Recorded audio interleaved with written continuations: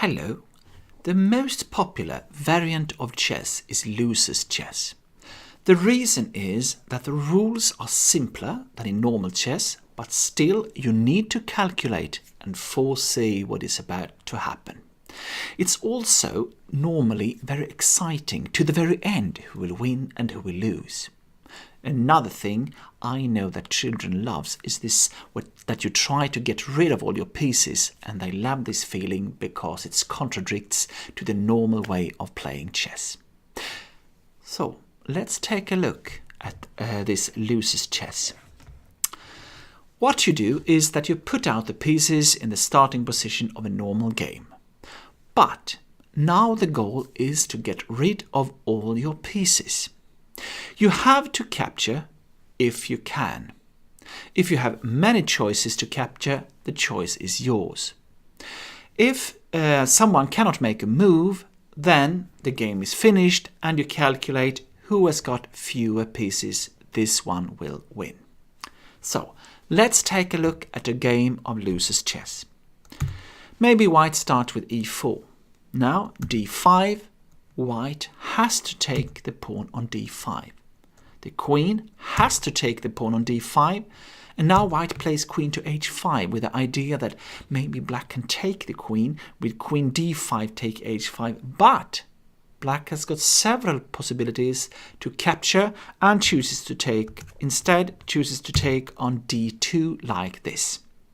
Now, white to move, and white has got several possibilities. Of course, white can capture the queen on d2, but instead takes on h7. The rook takes on h7, and now white has to take the queen on d2. Black has to take the pawn on h2, the rook has to take on h2, and now black chooses to play bishop to h3, white has to take it, and now black plays knight to h6. White has to capture the knight, the pawn takes the rook, the bishop takes the pawn, and the bishop takes the pawn. And now it is white to move. And actually in this position, it's a forced win for white. And this is very instructive and a little bit like a puzzle. Because take a look what white will do. First f4, the bishop has to take. Then g3, the bishop has to take. Now you can see that the bishop will take on e1 in the next move, so white can prepare a bit by playing knight to e2. The bishop takes the king on e1, and now knight to d2. The bishop has to take the knight. b4. The bishop has to take the pawn. Knight to c3. The bishop has to take the knight, and in the next move, the bishop has to take on a1, so white can prepare a bit.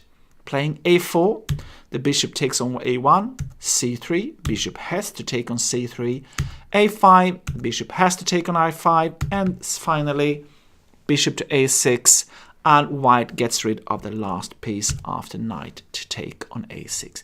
So you have to watch out about this when you play loser's chess. It is when the opponent has got a sequence of moves where you can take a piece in every move. Time to make a conclusion about this game. Loser's chess, you start from the initial position of a game. The goal is to get rid of all your pieces. You must capture if you can. If you have more than one capture, you choose. If someone cannot make a move, the one with fewer pieces win. One great thing with loser's chess is that it's suitable for puzzles. The reason is that the solutions normally are very clear and easy to follow, also for beginners. And I will show you one example now. In this position, it is white to move and white should win. Can you find the winning sequence of moves? In just some seconds, I will give you the answer, so if you need more time, please pause the video.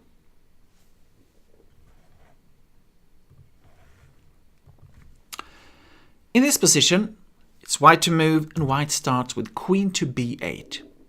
The rook has to take the queen, and then bishop b5. The rook has to take the bishop, and now in the next move, the rook has to take on h5, so white can prepare with playing king to g2.